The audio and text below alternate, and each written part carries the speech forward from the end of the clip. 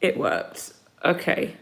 So, I'm gonna wait now. Not now. I'm gonna wait now to see if you guys come and join me back for the third time. I'm sorry about that.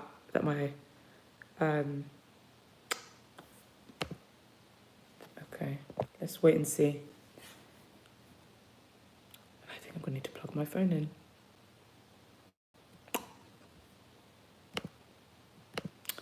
Let's wait and see. I'm so sorry that okay, two of you have joined me again. Thank you. So sorry about that, guys. I was trying to use there I am. I was trying to use my laptop and the webcam just wasn't working. So I've resorted to my phone. I don't know what the sound is like, but I hope it's okay. And yeah, I've never done a live on my phone.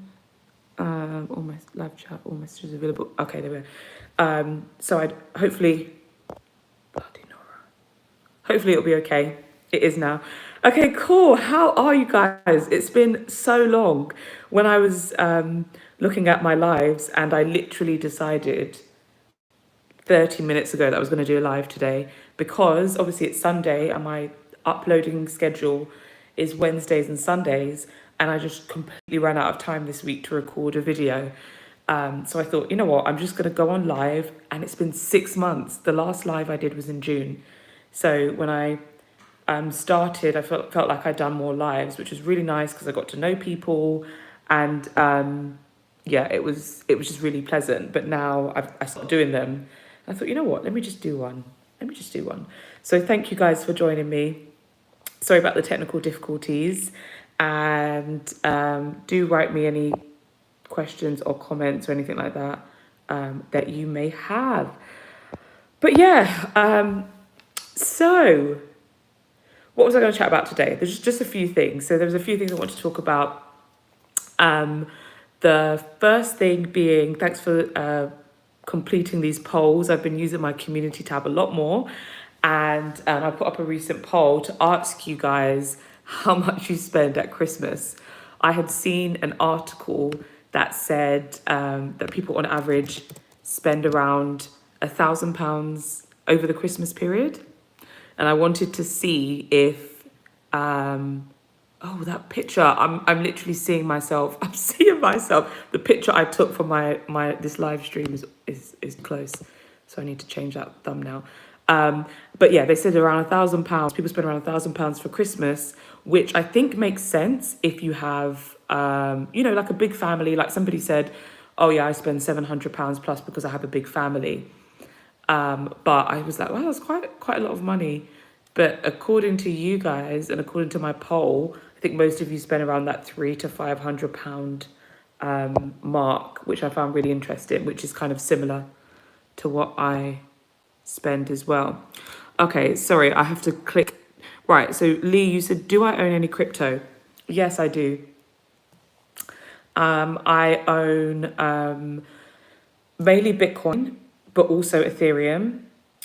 And I also own Litecoin, and then lots of like altcoins that I got for free from Coinbase through doing like you have quizzes that you can take and you can earn free crypto on Coinbase. So I've done lots of those, which was pretty cool. But yeah, I actually have a video. If you're new, Lee, then I have, I think, 2 videos actually about crypto.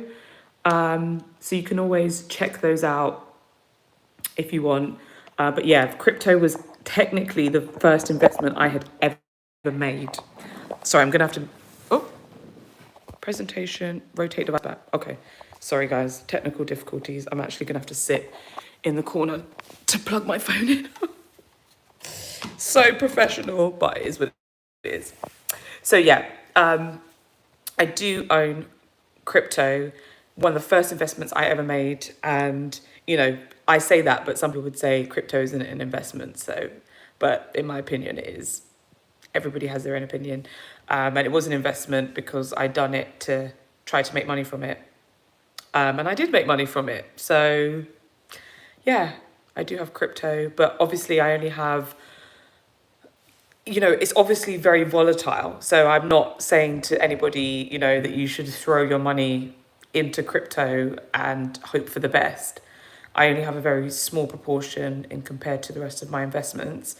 But I think I heard somebody say this the other day, and I can't remember who, but they said they would rather be a little bit into crypto and potentially be wrong and it crash than not be in crypto at all and it take off like crazy and you know you just never got involved. And that's exactly where I'm at. I'm like, well, I'd rather be involved than not involved. Right, now let me look at the next question. So Lee said, thanks. I'm not new, but must have missed the videos. Oh yeah, okay. So I have a playlist and it's called cryptocurrency, I think. So if you go to that playlist, then every video in that playlist, I just talk about my crypto experience, how I started and what I have, and I just show you guys my portfolio so you can see how I'm doing and what I'm doing with it. But currently, I was just saying to somebody yesterday, I'm going to buy crypto because crypto is currently basically on a sale right now. So I'm actually going to buy some more this week. What else? So Charm, you said, yes, I think that amount may be more for people with children. This is to do with Christmas. I don't, but if I was to take into account food shopping, then about 500 would be about right. Yeah, it's true, actually. When you take into account food shopping, I definitely spend around 500, if not a bit more. So yeah, I think with kids, it's obviously going to be way more expensive. The wealth of carbon. Oh, hold on, Lee, you said, I bought some crypto first time today, Poker and Solana. Okay, I've heard of both of those. How did you find it? Were you nervous? And which platform did you use to buy crypto? Just wondering what you used and what the fees were like. The wealth of carbon, you said, hey Dee, do you invest in Chinese stocks? I actually don't really. I had Tencent, which is a Chinese multimedia company. And I had that within my Trading 212 portfolio. And I actually recently sold it, which you guys wouldn't know because I haven't done a Trading 212 update. I'm going to do those now like every 3 months or so. But I sold it. And so apart from that, I don't really have many Chinese stocks. Do you? The wealth of carbon, do you have any Chinese stocks? Okay, R&R. You said, I was just reading that the market's fair index is the highest it's been in a while. Wow, that's so interesting. So this is a good time. I made on Instagram, I made a reel the other day where I showed, like I woke up to a BBC News bulletin saying the FTSE 100 has crashed by like 3% or something.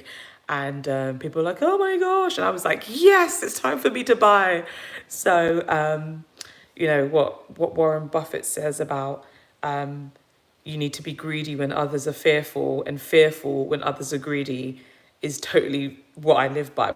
When people are terrified and they think, oh my gosh, everything's crashing in the stock market, that's the time where I'm like, everything's on sale, time to buy. And when everybody's hyping a stock and they're like, have you bought Tesla yet? For instance, nothing against Tesla, but every time somebody they asked me when Tesla was like at an all-time high. And I was like, I'm not really interested in getting into Tesla right now because everybody's talking about it, everybody's buying it. I don't need to be involved. So yeah, that's interesting. Lee, you said, I've used eToro, although their fees aren't great with crypto. The plus is that they are recognized by the FCA and the platform is very user-friendly. Coinbase aren't recognized by the FCA, I believe. That is so interesting, Lee, because I am with Coinbase. The only reason, honestly, why I'm with Coinbase is because, and I talked about that in my crypto video, but that's where, because I invested in crypto back in 2017 and there weren't all these platforms that offered crypto and Coinbase did. And so I didn't actually have that many options. So I went with Coinbase. At the time, I had no clue about FCA. I didn't know about anything. I just was like, okay, I want to buy crypto.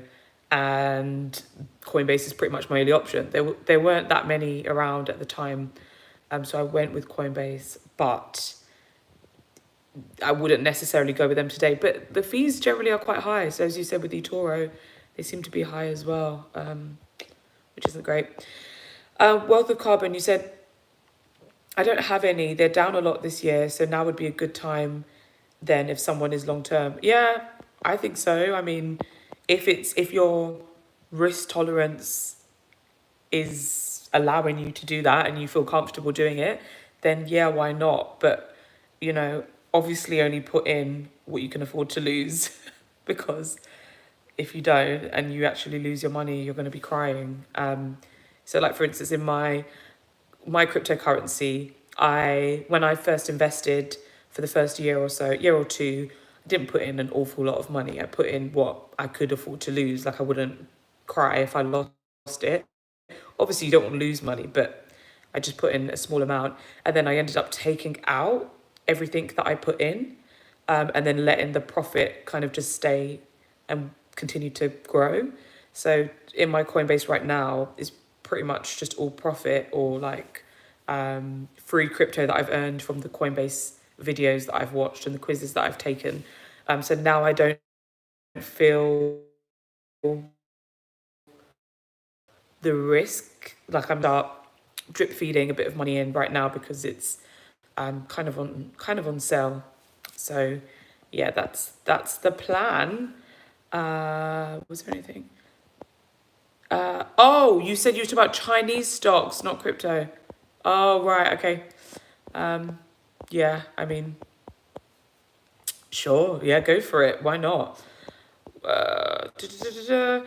Lee, you said Omicron has took 20% off a lot of the stock and crypto. Yeah, I know. I know, it's crazy. Apart from the vaccine companies, they're doing well right now, like Pfizer and stuff. But yeah, the rest of them have taken quite a bit of a hit. So this is where I've gone slightly wrong. I wish I had a bit more free capital to invest right now. Keep a certain amount of your portfolio in cash so that when the stock market takes a hit like it has right now, you can make the most out of it. And I don't have enough cash available. Like I don't have enough cash available to invest in the stock market right now more than I usually do. I'm just kind of doing my regular dollar cost averaging or my pound cost averaging. But I wish I had a good amount of cash that I could just throw in right now. So I feel like I need to work out that strategy a bit more in the future. But yeah, everything's down. Where was I? Andy, hi Andy. You said I own a substantial amount of ADA via Coinbase and stake. It's using the Yoiri wallet. I don't know what that is. And stake. I actually have the stake app, and I just basically used it once to get a free share, and it's just kind of sitting on my phone now. But yeah, I didn't even realize you can buy crypto on stake. That's cool. Yeah, the Wealth of Carbon. Also, did you buy any stocks during the dip last week? If so, which ones? The only one that I bought last week, with just literally with £50, I just bought into the FTSE 100. That was it. But again, if I had more cash available, I would have. Oh, last week. When did I? What day is it? It's the 5th. Oh, I also bought. Put more money into my Vanguard ISA, so nothing unusual. So at the end of every month, when I get paid, I invest. So there was nothing unusual about that. So yeah, I bought VWRL in Vanguard, and I think I bought the All World High Dividend, so the VHYL ETF is what I bought last week. But apart from that, and then the £50 into the FTSE 100, and then apart from that, nothing.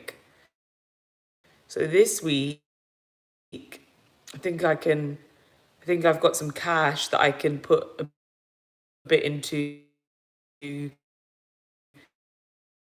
crypto. I can't benefit as much. So, where was I? Not crypto. Oh, Lee, you said Deliveroo shares are cheap now, good value. IPO was at 390. They are trading at about 240 now, pretty much the lowest they've been. The thing is with such a good point, and I've spoken about this before on lives. Like somebody asked me, do I normally buy a stock when it IPOs? And I was saying I don't ever buy a stock when it IPOs, because generally, especially if it's like a lot in the media, it normally comes in quite high and then it tends to go down afterwards. So I'm not surprised that Deliveroo is quite a bit lower than what it IPO'd for. Um, yeah, I don't know if it's a company I would buy.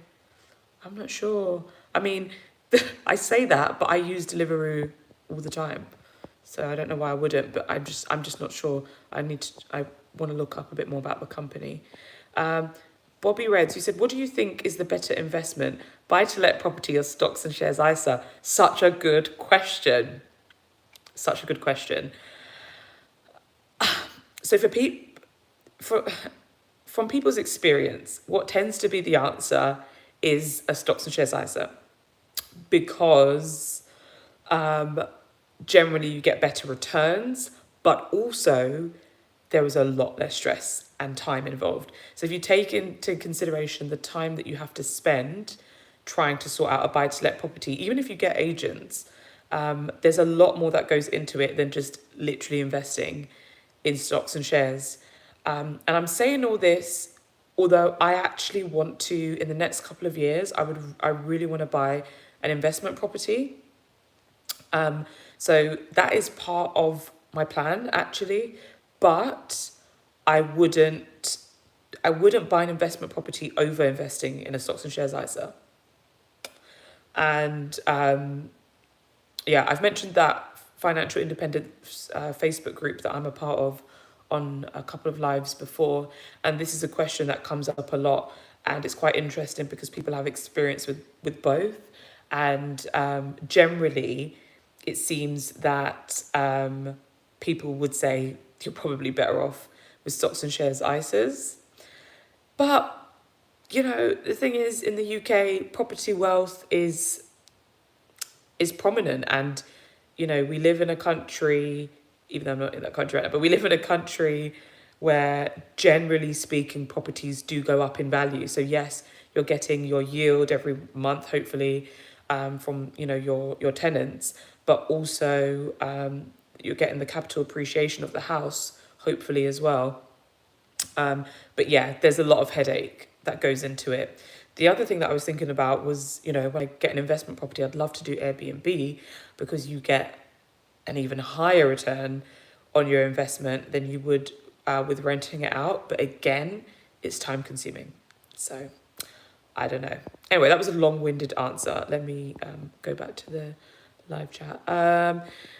Montasa Ali, hi. You said, I am interested in REITs. Is there an investment platform that you recommend? Yeah, I mean, I use Trading 212 and I use Free Trade. So I currently am invested in, why am I, Realty Income, which provides a monthly dividend, a pretty decent one. And yeah, I think there's like a REITs category on Trading 212 that you can look at. And if not, yeah, it's Trading 212 and Free Trade. They're definitely there. So if you're looking for something, you will find it there. Also, I don't know about Hargreaves and Lansdowne.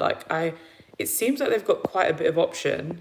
I opened a Hargreaves and Lansdowne account when I first started investing, but the fees, I just felt like the fees were so high, and so I switched to Vanguard. But I think there may be options via that as well. There isn't on Vanguard, so you can't look for REITs on Vanguard like that. So yeah.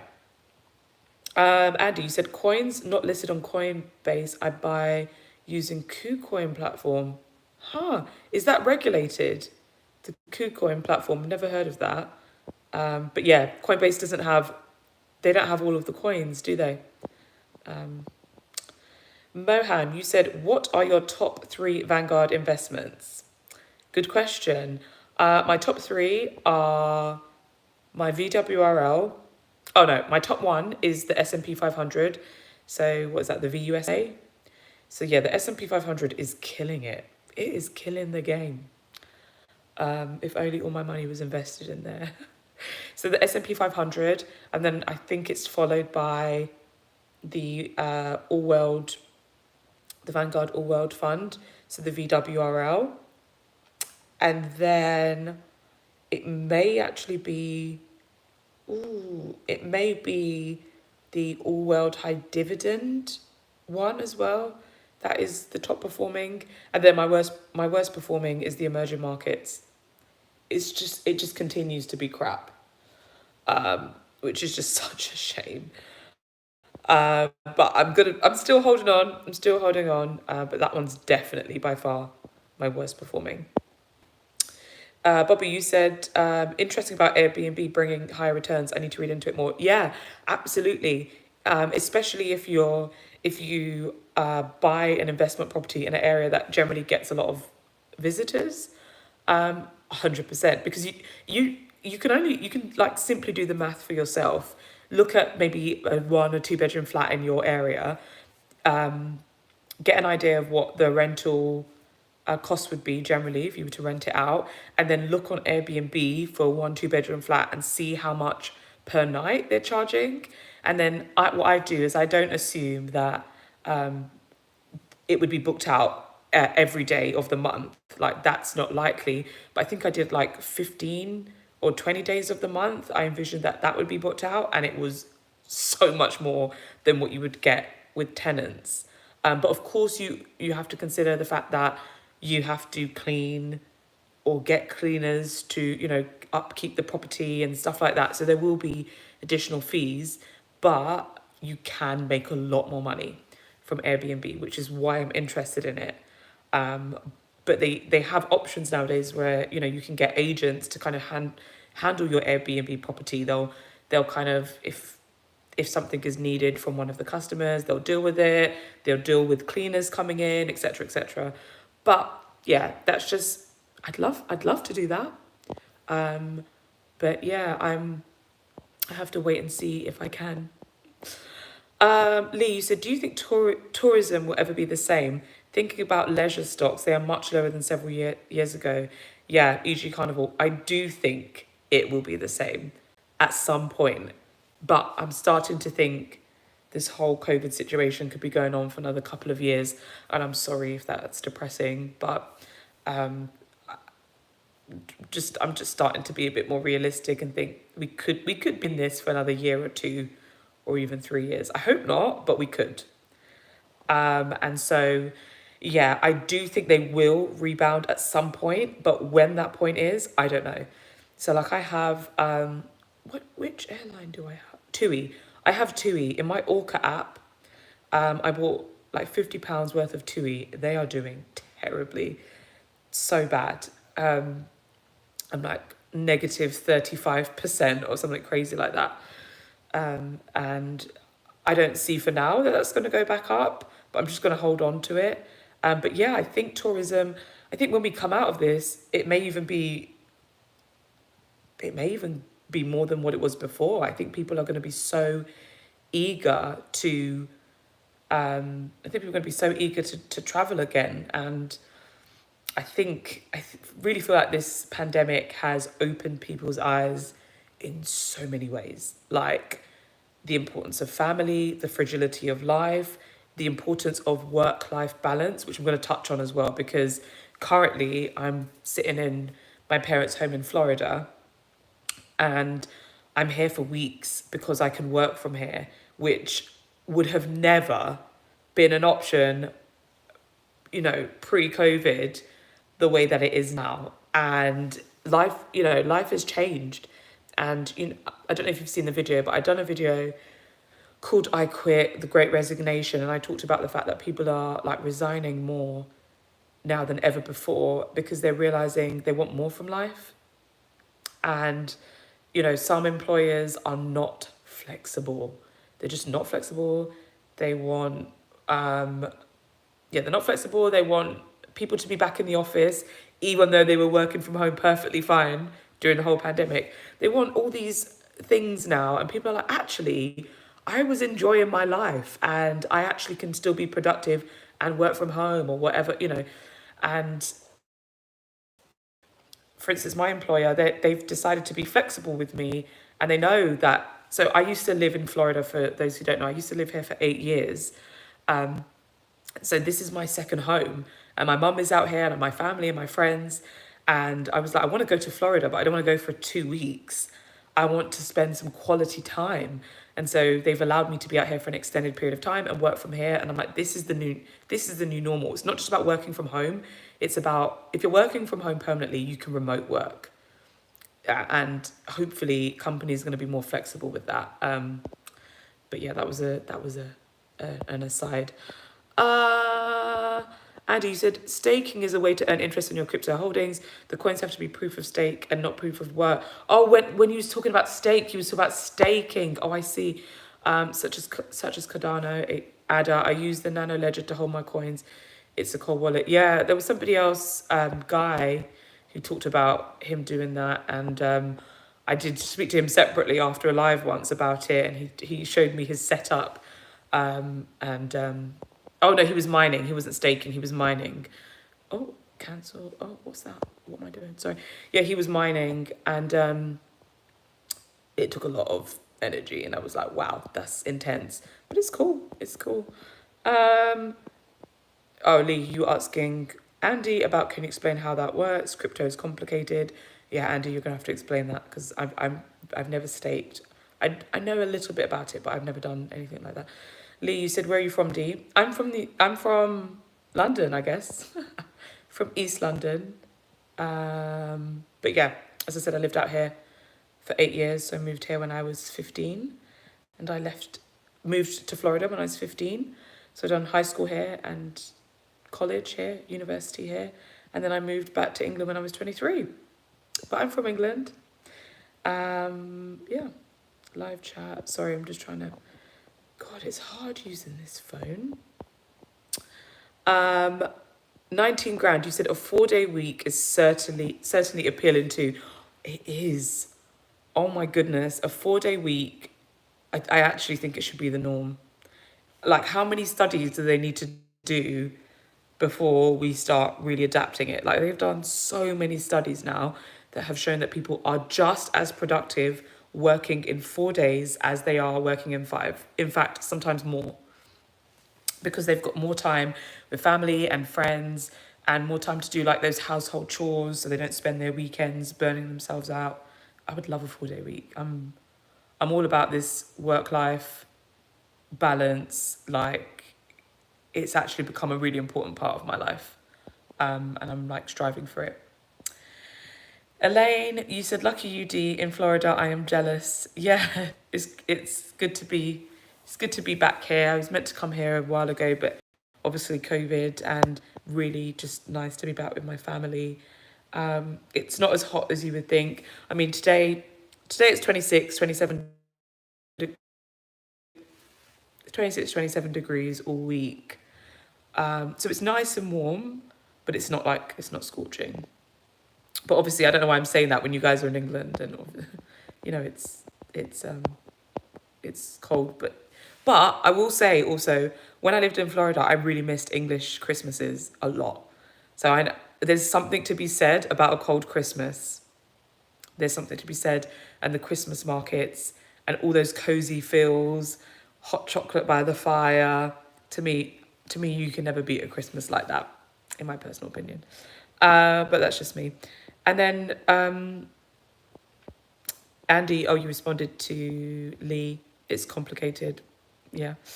Bobby, you said, how much emergency fund do you think is needed? 6 months max. Yeah, personally, I think 6 months is.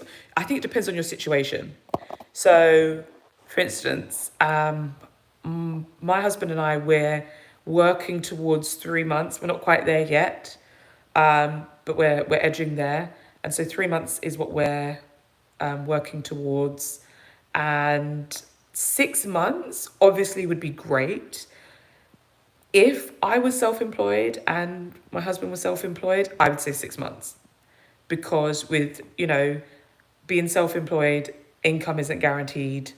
And yeah, I think 6 months is better in those situations. But because I'm not self-employed, I work for a company.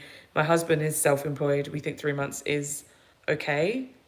But again, it depends on your situation. We don't have any children, so we can work it out. But I think, yeah, you have to think about your situation. How many dependents do you have? Work out what the worst case scenario is. Do you have disability insurance? So, if you were to get ill and you couldn't work, do you have some kind of coverage that would pay for you while you're ill? Those types of things, I think are important. But yeah, anywhere from 3 to 6 months is the gold standard. Lee, you said posh accent. Yeah, do you know what? I used to get made fun of at school because of my accent. And I don't even know why it sounds kind of, I don't know. I think it's just how my mum sounds and I just imitated her. But yeah, I'm not posh, just a posh accent. 19 grand, you said trials have had positive outcomes. Yes, I'm assuming you meant about the 4-day work week. Come on, guys. We need to push for it, honestly. If there's a petition, I'm signing right away. What's your thoughts on Evergrande and the effect it will have on the markets should it go under? I have no idea what you're talking about, Andy. You need to educate me. Andy, you're the one who let me know about Maersk, right? You emailed me about Maersk. I feel like you're so knowledgeable. Do you have a YouTube channel? I would watch it. I've heard of I still don't know what Evergrande is, but I think I do. Let me know, Andy. I'm throwing a blank. 19 grand. So many workplaces are toxic. I'm of the opinion that we don't go to our jobs to work. We go there to be tortured. Maybe just a personal opinion. That is funny. I don't think it has to be that way though. And I think if we feel like we're being tortured at work, I think there's an issue. And that's what I think the pandemic has opened people's eyes to. The people who feel like they're being tortured just by going to work. The people who wake up in the morning and are filled with dread about the fact that they have work tomorrow, or on a Sunday night, like where you guys are right now. What is the time? I don't even know. I'm 5 hours behind and I can't see the time on my phone. But yeah, that... If you're on a Sunday night and you think, oh my God, I've got work obviously everyone's like, I've got work in the morning. Sometimes you don't want to go to work. But like, if you're thinking it fills you with dread and anxiety about going to work, I think it's probably the wrong job, truth be told. And there are good companies out there. I work for one. I work for a good company, and that's why I'm so passionate about like people finding a good company that they can work for, because it changes everything about your life. When you're with an employer who's flexible, who respects you as a human being, who respects the fact that you have a life outside of work, your quality of life is so much higher. And so for me, it's just so important to find a company that respects that and respects you as an employee, who makes you feel valued. And you can see progression. You can see that you can be there for the next 5-10 years and be okay if you want to. And yeah, sometimes I want to do more videos about this on my channel, because I'm like, yeah, obviously it's a finance channel, but I don't want to restrict myself to that. I just want to also share things that I find helpful. But finding a good employer, it's a game changer. One of the things that made me leave America actually was the systems out here. And I couldn't, because obviously I grew up in England, I knew how things could be. And then I was here when I finished college or uni and started working, and I found out that I had 10 days annual leave for the whole year. I nearly dropped off my feet. I was at 10 days. They were like, yeah, you've got 10 days annual leave. I was like, what am I meant to do with 10 days? And that included my sick days, guys. So in those 10 days, if I was sick, that would come out of my 10 days. And I was like, I can't live like this. And then I found out about maternity leave and that I would be entitled to 6 weeks. I don't have a kid yet, but hope to one day. And I was like, 6 weeks maternity leave? I was like, I've got to get out of it. So a lot of times people are like, why would you leave Florida? Like, it's nice and hot. And I'm like, yeah, but there's more to life than heat. And people don't understand until you don't have those privileges anymore. You don't realize there is way more to life than big houses and heat outside. Trust me. Same with healthcare. The fact that I saw people around me going bankrupt because of their medical bills and losing their homes, I was like, I can't be in this country. So that was an aside, but yeah, finding a good employer with good benefits who respect you, who give you flexibility with life, you can't beat that, guys. You can't beat that. All right, I'm just talking and not looking at. You said 19 grand. You said 4-day week campaign on social media. It's definitely on Twitter, if not the others. Cheers. Oh, thanks. Okay, I didn't know that. I'm gonna look that up after this 4-day week campaign. We need to. I'm sorry, but I think we can do it in the UK. I really do. I really think we can.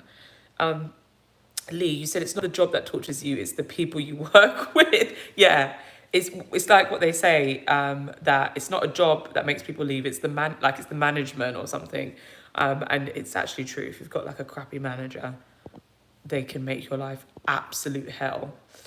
Where am I? Andy, it's the large company in China that has so much debt around the world. Oh, and is about, yes, and it's about to default on its payments. Thanks, Andy. Can always rely on you, Andy. Thank you. Yeah, I don't have many thoughts and opinions about this, but actually, I'm going to probably do some research into this afterwards because China is a superpower, and when they're impacted, my fear is when they're impacted, just like the US, it has a ripple effect on the rest of the world, aka what happened back in 2007, 2008 during the recession that hit the US because of the subprime loans with mortgages in the US, and it just spiraled across the world. So when those things happen, you're right, Andy, we need to pay attention because, yeah, we may think it's in China, but it's going to impact us some way or another. Elaine, you said, I agree, it's some of the people you work with. Yeah, it's definitely. You get like Bobby, you said you get like 50 plus national holidays in America though. No, you don't. Okay, you get Martin Luther King Day, which is 1 or 2 days. Then you get, what else do you get? You get Martin Luther King Day, you get 4th of July, you get Labor Day, you get Thanksgiving. You don't get more than you get in the UK, actually. No, we just have, no, not at all. Yeah, they've got they've got things like President Day, but like in Florida, we don't get a day off for president. We'd never got a day off for President Day. Well, at least in my company, we didn't. And actually, my friends' companies, they didn't either. So no, they have holidays and they have like reasons for their holidays, whereas in the UK we have bank holidays, which there's no reason behind a bank holiday. Like, we're not celebrating anything in particular. We just get time off. But yeah, they don't have that many, unfortunately. Otherwise that would have balanced it out. Elaine, you said, D, if you worked for yourself, what would you ideally like to be doing? That's such a good question. If I worked for myself, I would... Wow, this has stumped me. Do you see, I normally ramble. I can ramble, and I'm like, I would definitely want to do some kind of money coaching. I really enjoy talking about money. Love it. I think it's a great topic, feeling on their finances. And a lot of time it's just about people needing clarity, just to sit down and actually take a look at their finances. And that could be such a scary step for people. And I get it, because I remember myself 2.5 years ago and sitting down and being like, all right, D, it's time to sit down and look at your finances. And I was terrified, because I knew I had a lot of credit card debt. I knew it was a lot. I knew it was more than 10,000. Didn't realize it was more than 50. In fact, it was more than 20,000 pounds of credit card debt I had. And I was in shock. I didn't quite knew I got, I was like, what? I just was in shock. I was like, how did I get here? And it was terrifying. I was like, 20, I've got more than 20,000 pounds worth of credit card debt. That was the scariest moment for me. I was like, wait, what? How do I get out of this? And so when people are, when people don't want to face their finances, there's no judgment. I'm like, I feel you, I get it, I understand. But the thing is, until you do it, you can't move forward. So even though it was a very, very scary moment, it was the only thing that actually helped me move forward. The only thing. And now I'm at a place where actually this month, December, I have to pay £300 towards something, and then all of that debt is gone. It's just such a great feeling. Actually, it's been a long road, and it's been a lot of work, and it's been exhausting, and it took a lot of sacrifice in terms of I was really aggressive with my debt. Like I said this to, I think I don't remember who I said this, or if I said this in a video. At one point I was paying £1,000 a month towards my debt, because I was just, and it meant that I couldn't do anything else, but I just was so aggressive. I was just like, I'm sick of this. I'm sick of feeling like I'm on a treadmill with my finances and never really getting anywhere. It's just like, I was like, no, on that hamster wheel of just never really getting anywhere. So yeah, I encourage any one of you who's watching this right now, if you're scared to tackle your finances, and I think most people that are watching my videos, I think most people are at a place where they're working towards really getting rid of their debt, or they don't have debt, or whatever else. But if you are somebody, and even if you're watching this back, if you are somebody who's, worried about your debt, and you're just honestly face it head on. It's scary, but then you know the next steps to make, and I highly recommend it. So yeah, that's what I would do, Elaine. I would do something to do with this, to do with talking about money and helping people. I'm really passionate about it, and I really enjoy it.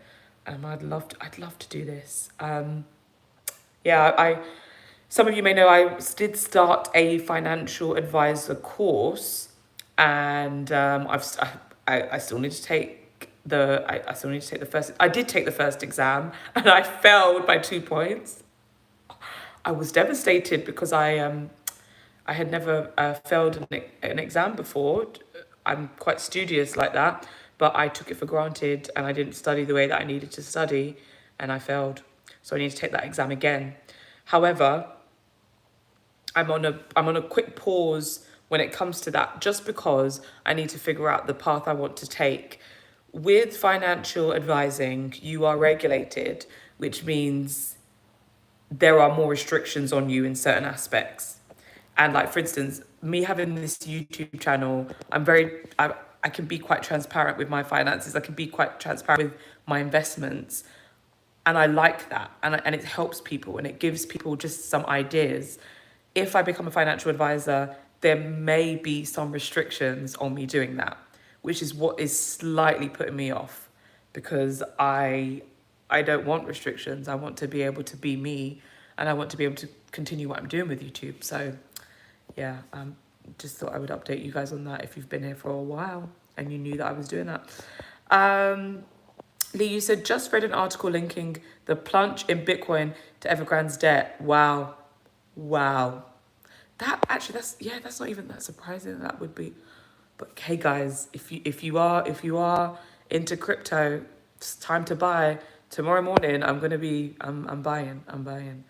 Um, Elaine, you said yes, that doesn't surprise me. You'd be good. Thank you. I appreciate that. I'm hoping I can get into it because I really enjoy helping people and talking about money. Carnell, hi, it's been a while. You said, thank you for your videos. I've been following a long time. They are always relevant and real. I appreciate that, Carnell. That is the goal, just to be relevant and to be real and to be myself. You know, the best person you can be is yourself.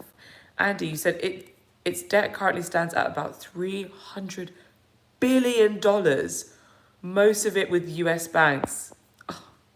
If it folds, the effects will be enormous. Yeah, that is worrying. No, big time worrying. And worrying for those of you who are like really new investors. So someone commented on one of my videos yesterday, I believe, and they said, oh, I wish I had the returns you've got with Vanguard. I've been invested for 3 weeks. And I thought to myself, 3 weeks is no time at all. And don't panic. Don't compare your 3-week journey to my nearly 2-year journey. You know, like, don't compare that. So yeah, my concern is, you know, if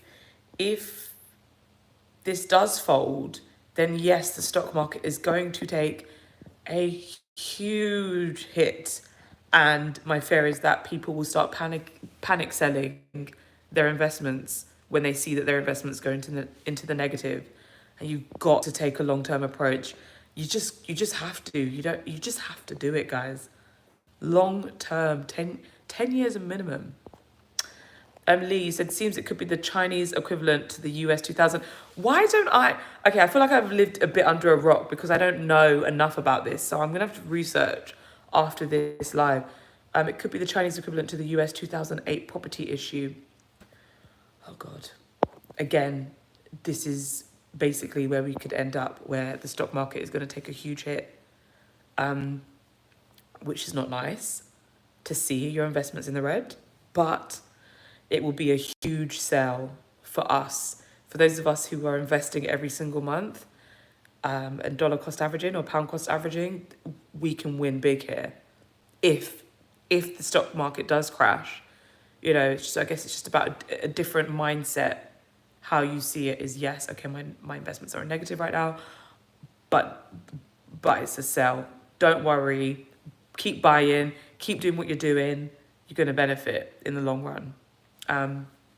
So yeah, Andy, you said, I agree. Don't panic, just hold. Exactly. Don't panic, just hold. I'm in it with you guys. So if there is a crash, believe, and it will be important. If there is a crash, I will absolutely still continue to share my portfolios because, yeah, it's important to show the good and the bad. And that's what I want to show. I like to show when my investments are up, but I also like to show when they're down, to show the realities behind it. It's not always sunshine and roses. Mr. Righty, you said, love your videos, Dee. What advice would you give to new investors in their early 20s? Thanks. And yeah, advice. The advice is, first of all, which is not directly related to, it's actually the same principles, but it's not directly related to investing. First of all, figure out how much debt you've got and get out of it. Work towards getting out of debt. And work towards developing a lifestyle that is sustainable, like where you don't have to continue getting into debt. So that's what I have really worked on in the last 2.5 years is, okay, I found myself continuing to get myself into debt, and I had to figure out why is that happening, what do I need to change, and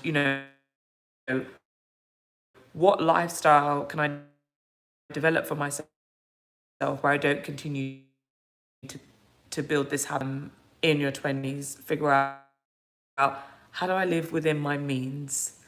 Figure out how you can spend less than you earn. That's such a simple concept, but a lot of people spend more than they earn.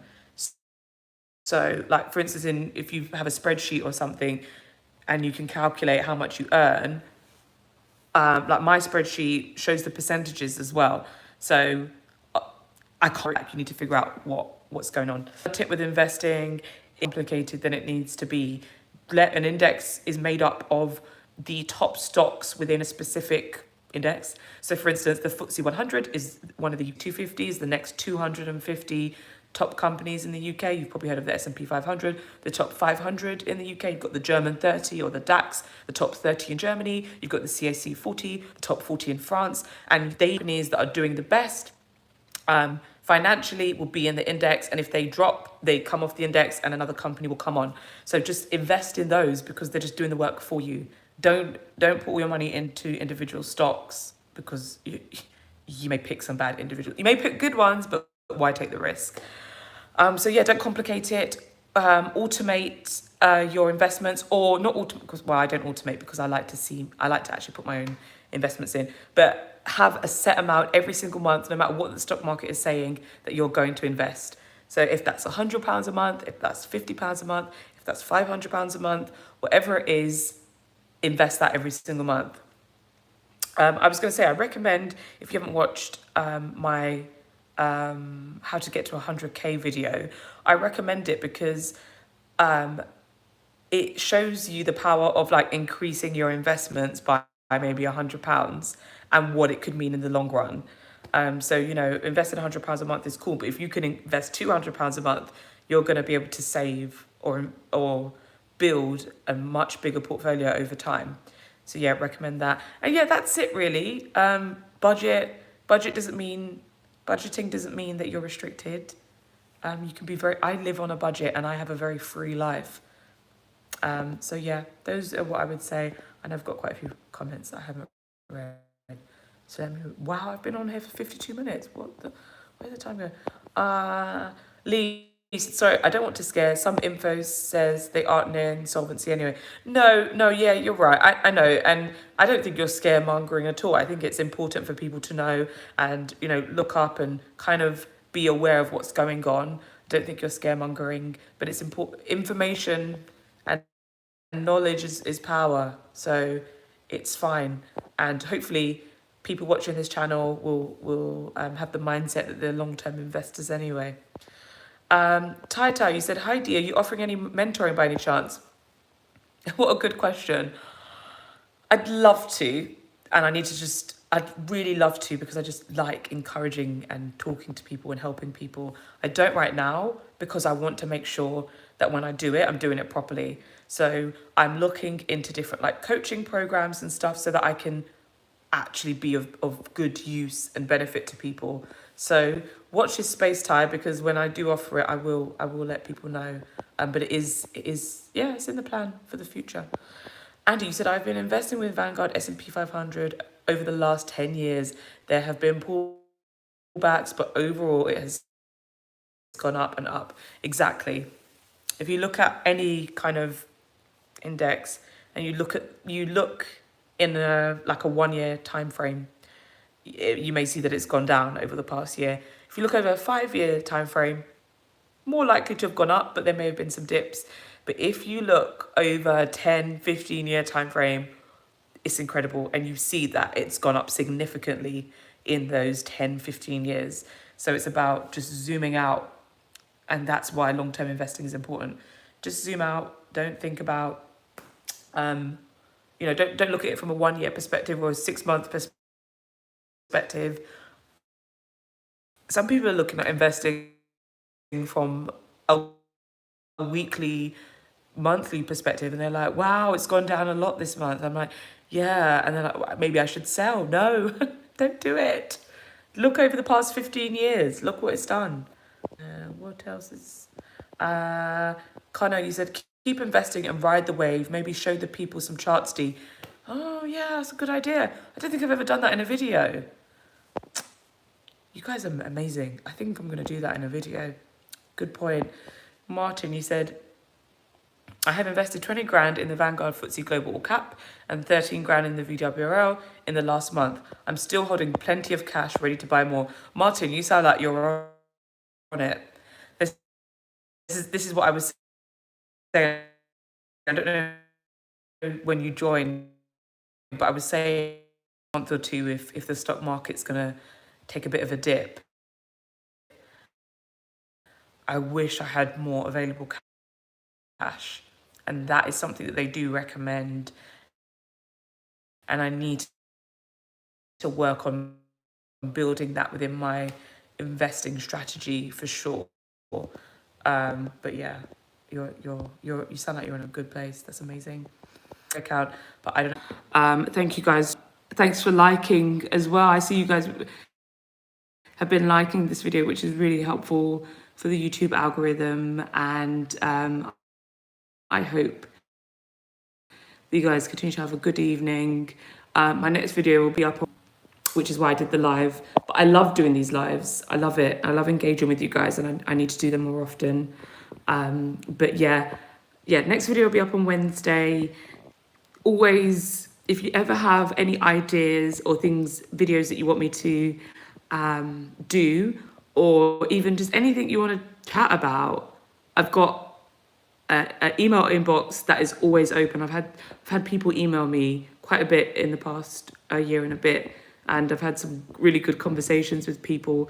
So if you ever want to just reach out, my inbox is open. It's financed@outlook.com. So my inbox is open. And yeah, I hope you guys have a good evening. What time? 5. So it's 5:38 here. So it's 10:38 for you guys. I hope you have an amazing day at work. I wanted to check the chat. And I hope no one's dreading going to work, as we talked about earlier. Andy, so one of the most important investments is your pension fund.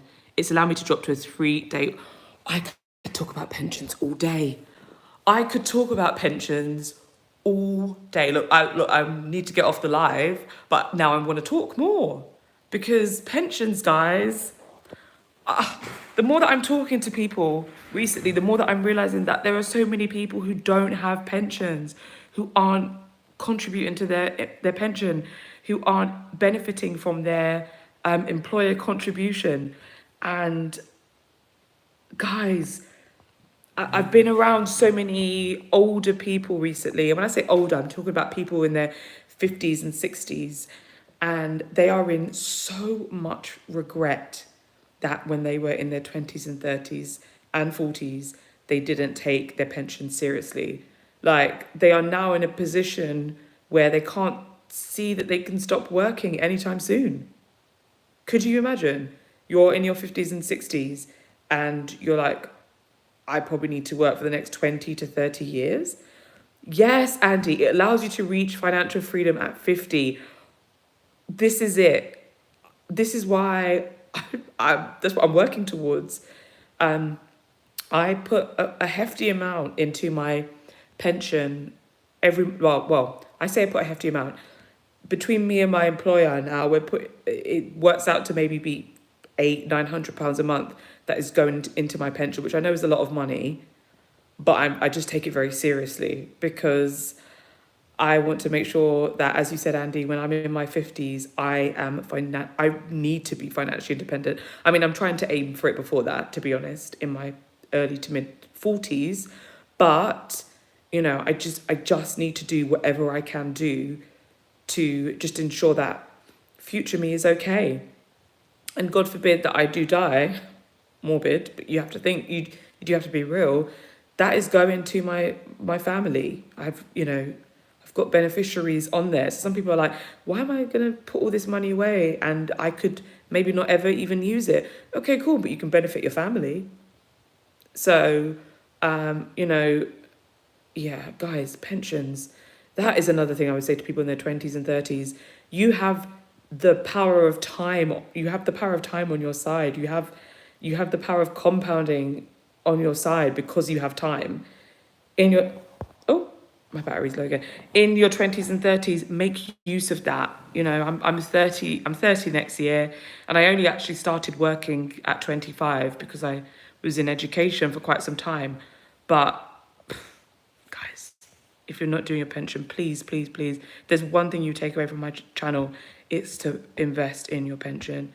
Andy, you said it's so important. It allows me to reach financial freedom at 50. It's achievable. Thank you, Andy, for showing that it is achievable. Elle, you said being forced to work in my 50s and 60s was my biggest drive in pursuing FI. Me too. I mean, yeah, me too. As I said, I'm not even 30 yet, but I've had a glimpse of what other people are experiencing at 50 and 60, and I'm like, I don't want that. That is not the life I want. I just want to be able to, at 50 and 60, make a decision, go down to a 3-day work week if I want to, go down to a 2-day work week if I want to, spend more time with my family and friends. Life is precious, and I don't want to spend all of it working my entire life. I think the idea of retirement is changing anyway, and the time frame is, you know, I think more and more people are realizing that they want to have more independence for longer. You know, more financial independence is not as appealing as it used to be, you know, because at that point you're older, you can still have a good life, but you're older and you may not have the energy to do what you can do when you're 50. You know, at 50, you're still quite young. You can still travel the world. You can still, and you can at 65 too. Obviously, there's lots of people in their 60s and 70s traveling, but you know, why not start? Why not start younger?